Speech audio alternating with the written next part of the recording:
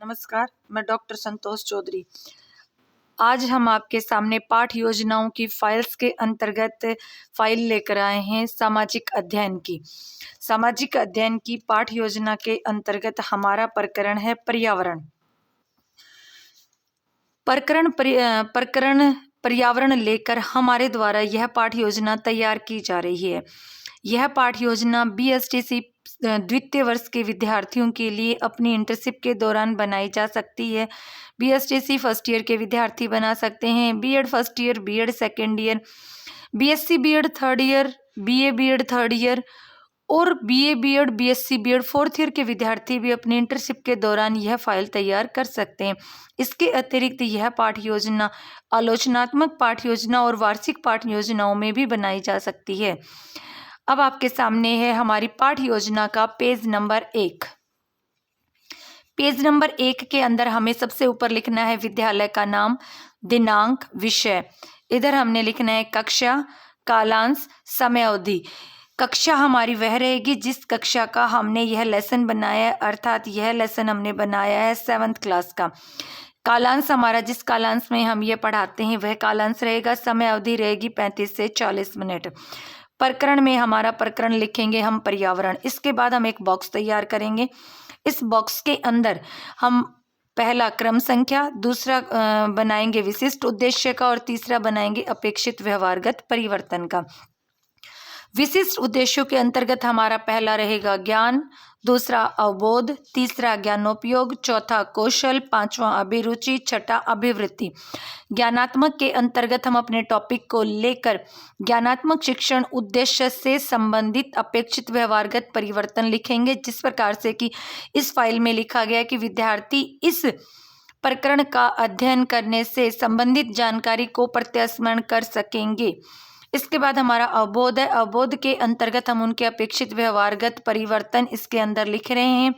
तीसरा ज्ञानोपयोग के अंतर्गत का लिख रहे हैं, फिर कौशल का लिख रहे हैं, फिर अभिरुचि का और अभिवृत्ति का।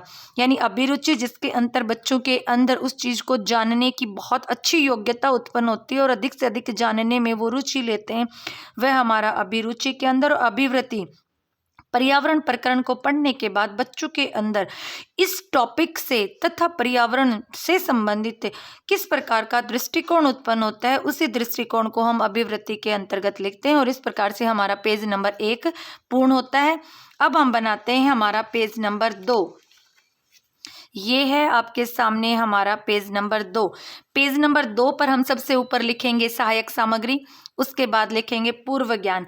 सहायक सामग्री में हम लिखेंगे उन तथ्यों को जो कि हम कक्षा में जाते ही शिक्षण के दौरान अपनी शिक्षण कार्य को सुचारू करने हेतु उनका उपयोग करते हैं।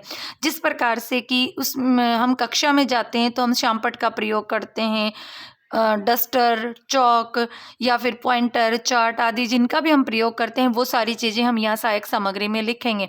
पूर्व ज्ञान प्रकरण से संबंधित विद्यार्थी पूर्व जानकारी रखते हैं, वो चीज़ हम इसके अंदर लिखेंगे। इसके बाद आता है हमारा प्रस्तावना के लिए हम एक बॉक्स तैयार करेंगे। बॉक्स तैयार करने के बाद हम इसके अंदर लिखेंगे क्रम संख्या, छात्र अध्यापक या अध्यापिका क्रिया, विद्यार्थी क्रिया।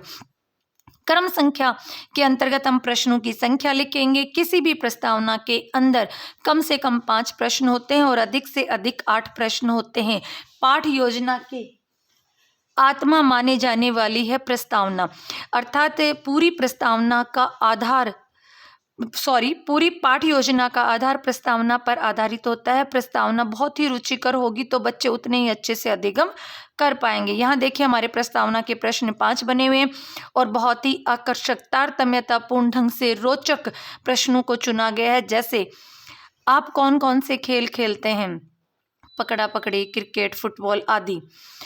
ये सभी खेल खेलने के लिए आप कहाँ जाते हैं? घर, पार्क, मैदान आदि में। पार्क में आप क्या क्या देखते हैं? पेड़ पौधे और झूले। पेड़ पौधे, झूले, स्टूल आदि जो हमारे चारों ओर दिखाई देते हैं, वे क्या चीज़ें होती हैं? पर्यावरण के बारे में आप और क्या जानते हैं? समस्यात्मक। इस बॉक्स को हम यहाँ बंद कर देते हैं। इस बात का विशेष ध्यान रखें कि प्रस्तावना का अंतिम प्रश्न आपका समस्यात्मक होगा और जिसका आंसर आपका प्रकरण होता है। इसके बाद आता है उद्देश्य कथन। उद्देश्य कथन में बोलेंगे कि आज हम पर्यावरण के बारे में विस्तार पूर्वक अध्ययन करेंगे। यानी इस प्रकार से एक उद्घोष के साथ छात्र, अध्यापक या अध्यापिका अपनी कक्ष की शिक्षण कार्य को शुरू करता है। इसके बाद हम संपूर्ण पाठ को 3 शिक्षण बिंदुओं में बांटते हैं। हमारे शिक्षण बिंदु इसके अंदर आप देख रहे हैं, पर्यावरण का अर्थ, परिभाषा, घटक या प्राकृतिक घटक, इस प्रकार से हमने 3 लिए। इसके बाद हमारे आते हैं शिक्षण विधियां। शिक्षण विधियां वह होती हैं जिनकी माध्यम से एक अध्यापक कक्ष में पढ़ाता है और सबसे ज्यादा व्याख्यान विधि का कक्ष में प्रयोग किया जाता है। तो हमने सबसे ऊपर व्याख्यान विधि लिखी है, फिर प्रश्नोत्तर पर विधि और प्रदर्शन विधि, जिनकी सहायता से अपने शिक्षण कार्य को और अधिक रुचिकर बनाया जाता है।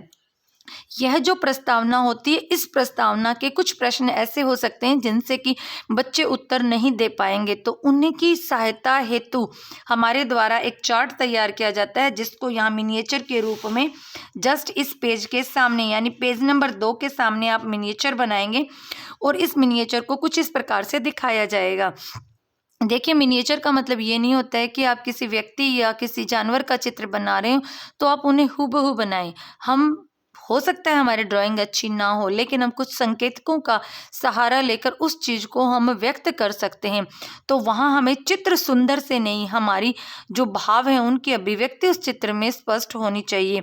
मिनिएचर बनाने के लिए हम चार्ट काटेंगे, चार्ट को आउटलाइन करेंगे, फिर हमारी संबंधित सामग्री इसके अंदर ड्रॉ करेंगे, फिर उसके बाद हम उसके ऊपर ट्रांसपेरेंट कवर लगाएंगे और डबल साइड वाली टेप का प्रयोग करते हुए हम उसे चिपकाएंगे। इस मिनिएचर को चिपकाने के लिए स्टेपलर या गोंद का प्रयोग ना करें, क्योंकि इससे इसके पेज के खराब होने का अंदेशा होता है, जो कि आपके लिए एक माइनस पॉइंट होता है। इस प्रकार से हमारा पेज नंबर 2 पूर्ण और 2 के सामने लगने वाला यह मिनिएचर था। इसके बाद आपके सामने आता है हमारा पेज नंबर 3। ये है हमारा पेज नंबर 3। पेज नंबर 3 हमारा प्रस्तुतिकरण से संबंधित होता है। तो हम सबसे ऊपर हेडिंग डालेंगे प्रस्तुतिकरण। प्रस्तुतिकरण की हेडिंग डालने के बाद हम एक बॉक्स तैयार करेंगे। बॉक्स में आपके सामने सबसे पहले क्रम संख्या है, फिर शिक्षण बिंदु है, फिर छात्र अध्यापिका क्रिया है, फिर विद्यार्थी क्रिया और उसके बाद आता है शामपट्ट कार्य। इस प्रकार से ये हमने 5 बॉक्स तैयार किए हैं। पहला क्रम संख्या और उसके सामने हमने वह शिक्षण बिंदु लिखा है जो कि हमने पीछे 3 डिवाइड किए थे, उनमें से जो हमारा एक शिक्षण बिंदु है। इसके बाद विकासात्मक प्रश्न लिखे हैं। विकासात्मक प्रश्न वे प्रश्न होते हैं जो छात्र अध्यापिका को अपनी प्रस्तुति करने हेतु सहयोग प्रदान करते हैं, अर्थात अपनी प्रस्तुति को विकास की ओर ले जाने के लिए छात्र अध्यापक या अध्यापिका विकासात्मक प्रश्न पूछते हैं। 2 विकासात्मक प्रश्न पूछे गए हैं। यहाँ देखिए, पहले का उत्तर दिया गया और दूसरे का निरुत्तर शब्द लिखा गया। हो सकता है बच्चे से यह आंसर ना दिया जा सके, ऐसी संभावना इसमें व्यक्त की गई है। इसके बाद आता है छात्र अध्यापिका कथन। छात्र अध्यापिका कथन में छात्र अध्यापिका या अध्यापक जो 7 मिनट तक अपनी पहली प्रस्तुति कक्ष में करता है, उसी का सारांश यहाँ पर लिखा जाता है। हम संपूर्ण विषय वस्तु को यहाँ लिख नहीं सकते हैं, लेकिन उसके सारांश को यहाँ पर लिखा गया है। इसके सामने विद्यार्थी क्रिया में आप देखेंगे, विद्यार्थी ध्यानपूर्वक सुनेंगे और महत्वपूर्ण बिंदुओं को उत्तर पुस्तिका में उतारेंगे। इस प्रकार से लिखा जाएगा। शामपट्ट कार्य के अंदर छात्र अध्यापिका के द्वारा जो शामपट्ट कार्य इस कथन के दौरान किया गया है, अर्थात इस कथन को करते हुए छात्र अध्यापिका ने पर्यावरण के बारे में जो 2 भाग बताए कि पर्यावरण के 2 भाग होते हैं, मानवीय पर्यावरण और प्राकृतिक पर्यावरण, उसी चीज को यहाँ ब्लैक चार्ट के ऊपर स्पार्कल पेन से लिखा है। उसके बाद ट्रांसपेरेंट कवर किया है और उसे डबल साइड वाली टेप से चिपकाया है। इस छात्र अध्यापिका कथन में से बोधात्मक प्रश्न पूछे गए हैं। बोधात्मक प्रश्न वे होते हैं जो कक्ष में छात्र अध्यापिका अपनी प्रस्तुति के बाद विद्यार्थियों से पूछती है कि उन्हें हमारा समझाया हुआ कितना समझ आया या नहीं आया। उससे संबंधित बोधात्मक प्रश्न होते हैं और उनके सामने उनके उत्तर लिखें। एक चीज का यहाँ पर ध्यान रखें कि बोधात्मक प्रश्नों के सामने आप दोनों के ही उत्तर लिखेंगे। विद्यार्थियों को यहाँ पर निरुत्तर, मौन इस प्रकार के शब्दों का प्रयोग ना करें। यदि आपके प्रश्न का उत्तर यहाँ पर बोधात्मक प्रश्नों में नहीं निकल रहा है तो आप सहायक प्रश्न यानी सप्लीमेंट्री प्रश्न पूछकर अपने उत्तर को निकालने का प्रयास करेंगे। बोधात्मक प्रश्नों के उत्तर बच्चों को आने ही चाहिए। इस प्रकार से हमारा ये पेज नंबर 3 पूर्ण हुआ। पेज नंबर 3 के सामने इस प्रकरण से संबंधित मिनिएचर लगा हुआ है। यह मिनिएचर देखिए, यहाँ एक छोटी सी चीज को बड़े ही प्यारे ढंग से व्यक्त किया गया है। ऊपर हेडिंग डली है पर्यावरण के प्रकार। एक होता है प्राकृतिक पर्यावरण और दूसरा होता है मानवीय पर्यावरण। एक चित्र के माध्यम से इस छोटी सी चीज को दर्शाया गया है चार्ट के ऊपर, फिर उसको आउटलाइन किया है, ट्रांसपेरेंट कवर किया है और डबल साइड वाली टेप से इसे चिपकाया गया है। इस प्रकार से यह पेज नंबर 2 के सामने का चित्र है और यह पेज नंबर 3 के सामने का चित्र है। पेज नंबर 3 हमारा कंप्लीट होता है। अब हम कर चलते हैं आगे हमारे पेज नंबर 4 की ओर। पेज नंबर 4 के अंदर प्राकृतिक घटक हमारा शिक्षण बिंदु था। पेज नंबर 4 पर भी हमने उसी प्रकार से बॉक्स बनाया है जिससे कि हम पीछे बनाकर आए हैं। क्रम संख्या, शिक्षण बिंदु, छात्राध्यापिका क्रिया, विद्यार्थी क्रिया और शामपट क्रिया। दूसरा हमारा प्राकृतिक घटक, उसके विकासात्मक प्रश्न, फिर छात्राध्यापिका का दोबारा कथन, फिर उसके सामने विद्यार्थियों के अंदर ध्यानपूर्वक सुनने वाला पॉइंट, फिर जो शामपट पर कार्य किया है यानी प्राकृतिक जो पर्यावरण है उसके बारे में बताया गया कि प्राकृतिक पर्यावरण क्या क्या होते हैं, जैसे भूमि, जल, वायु, पेड़ पौधे। तो उनको छात्र अध्यापिका ने शामपट पर लिखा था और उसी चीज को यहाँ ब्लैक चार्ट पे लिखा गया है। यहाँ जैसे बताया गया कि 2 घटक होते हैं, जीवकीय घटक होते हैं और अजीवकीय घटक होते हैं। तो इस चीज को भी मतलब इस ब्लैक चार्ट के ऊपर दर्शाकर ट्रांसपेरेंट कवर लगाकर डबल साइड वाली टेप से इसे चिपकाया गया है। इस छात्राध्यापिका कथन में से फिर से 2 बोधात्मक प्रश्न पूछे गए, दोनों ही प्रश्नों के उत्तर लिखने होंगे। इस प्रकार से यह हमारा पेज नंबर 4 पूर्ण होता है। पेज नंबर 4 के सामने आप देखेंगे यह मिनिएचर लगाया गया है, वैसे ही एक चार्ट की कटिंग की है, आउटलाइन की है और प्राकृतिक पर्यावरण को दर्शाते हुए पेड़ पौधे या नदी, समुद्र, आसमान दिखाया गया है, बादल दिखाए गए हैं, जमीन दिखाई गई है, 2-4 जो पक्षी हैं उनको उड़ते हुए दिखाया गया और ऊपर हेडिंग डाली है कि ये प्राकृतिक पर्यावरण होता है। इसी प्रकार से आप इस चीज को भी ड्रॉ कर सकते हैं। यदि आपकी ड्राइंग अच्छी है तो आप बहुत अच्छे से प्रकृति का चित्र बना सकते हैं। इसके बाद इसके ऊपर आप ट्रांसपेरेंट कवर लगाएंगे और डबल साइड वाली टेप से चिपकाएंगे। ट्रांसपेरेंट कवर और उसके बाद डबल साइड वाली टेप। इस प्रकार से यह हमारा पेज नंबर 4 पूर्ण होता है। पेज नंबर 4 के बाद आप देखेंगे कि हम बनाते हैं अपना पेज नंबर 5। पेज नंबर 5 के ऊपर हमारा बनेगा तीसरा शिक्षण बिंदु, जो है कि हमारा मानवीय घटक। इसके सामने हमारे विकासात्मक प्रश्न के बाद इधर हम लिखेंगे छात्राध्यापिका कथन। विद्यार्थी क्रिया में वापस वही चीजें ध्यानपूर्वक सुनेंगे और छात्राध्यापिका कथन की जो विषय वस्तु है उसी में से हमने वापस 2 बोधात्मक प्रश्न पूछे हैं और जो आगे हमारा शामपट कार्य है उसके अंदर हमने वही शामपट कार्य लिखा है जो इस कथन से संबंधित छात्राध्यापिका ने अपने शामपट पर किया है। अर्थात वहाँ उन्होंने लिखा है कि मानवीय पर्यावरण के अंतर्गत प्रारंभिक प्रकृति आती है, या जो पहिए का आविष्कार आया है वो है, विभिन्न वस्तुओं का जो विनिमय वगैरह किया जाता है वो चीज आती है। तो जो चीज छात्राध्यापिका ने इस कथन के दौरान शामपट पर किया है वह इस ब्लैक चार्ट के ऊपर दर्शाया गया है। फिर बोधात्मक प्रश्न, ये हमारा पेज नंबर 5 हुआ पूर्ण। पेज नंबर 5 के सामने देखिए मिनिएचर लगा है, ये देखिए आपके सामने मिनिएचर। वैसे ही हमने चार्ट काटा, चार्ट को आउटलाइन किया, आउटलाइन करके उसके ऊपर मानव के द्वारा जो निर्मित वस्तुएं हैं उनको इसमें दर्शाया गया। जैसे फैक्ट्री बनी हुई है, पार्क बना हुआ है या फिर कोई बिल्डिंग दिखाई गई है, मंदिर मस्जिद दिखाए गए हैं, सड़कें दिखाई गई हैं। ये मानव निर्मित जो चीज़ें होती हैं उनको हल्का हल्का ड्रॉ करके दिखाया गया है और ये बन जाता है मानवीय जो घटक होते हैं वो। इसके बाद इसके ऊपर वापस ट्रांसपेरेंट कवर और उसके बाद डबल साइड वाली टेप से इसे चिपकाया गया है। इस प्रकार से यह 5 नंबर पेज जो है उस पेज के सामने का मिनिएचर है और ये देखिए इस प्रकार से ये हमारा 5 नंबर पेज हुआ पूर्ण।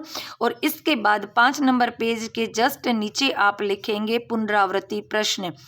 इन जो पुनरावृत्ति प्रश्न हैं, इन प्रश्नों में आप नए प्रश्नों का निर्माण भी कर सकते हैं, या फिर जो आपने बोधात्मक प्रश्न 2 यहाँ 2 पीछे 2 उससे पीछे यानी 6 बोधात्मक प्रश्न पूछे, आप उन्हीं प्रश्नों को भी पुनरावृत्ति प्रश्न में लिख सकते हैं। अर्थात इस प्रकार से ये हमारी पाठ्य योजना का पेज नंबर 5 पूर्ण होता है। इसके बाद आपके सामने आता है पेज नंबर 6। पेज नंबर 6 पर हम बनाते हैं मूल्यांकन के प्रश्न। मूल्यांकन के प्रश्नों में विविधता पाई जाती है, और जो यह विविधता है, इस विविधता में जिन प्रश्नों को हमने पूछा है, हम उनके उत्तर इसके सामने नहीं लिखेंगे। अब आपके सामने हमारा पेज नंबर 6 दिख रहा होगा। आप देखिए इस पेज नंबर 6 के अंदर हमारा जो पहला प्रश्न बना है, यह पहला प्रश्न हमारा वस्तुनिष्ठ यानी अवैध का है। दूसरा जो हमारा प्रश्न है वह रिक्त स्थान से बना हुआ है। तीसरा प्रश्न हमारा सत्य असत्य या हाँ ना वाला प्रश्न बना सकते हैं। चौथा प्रश्न हमारा अति लघुत्तरात्मक है। पांचवा हमारा लघुत्तरात्मक प्रश्न है। उसके बाद हमने गृह कार्य एक निबंधात्मक प्रश्न के रूप में दिया है। उसके बाद पर्यवेक्षक के सुझाव और कुछ लाइनें छोड़ के पर्यवेक्षक के हस्ताक्षर। यह एक पाठ्य योजना पूर्ण होती है। एक बात का विशेष ध्यान दें आप, यदि आप वार्षिक पाठ्य योजना के लिए यह पाठ्य योजना बना रहे हैं तो आप गृह कार्य ना दें। पांचवा प्रश्न जो आप बना रहे हैं लघुत्तरात्मक, जस्ट उसके बाद आप पर्यवेक्षक के सुझाव और पर्यवेक्षक के हस्ताक्षर लिखें। इस प्रकार से ये हमारी पेज नंबर 6 पूर्ण होते हुए हमारी पाठ्य योजना जो कि हमने पर्यावरण से संबंधित बनाई है, यह पूर्ण होती है। आज की हमारी वीडियो यहीं समाप्त होती है। धन्यवाद।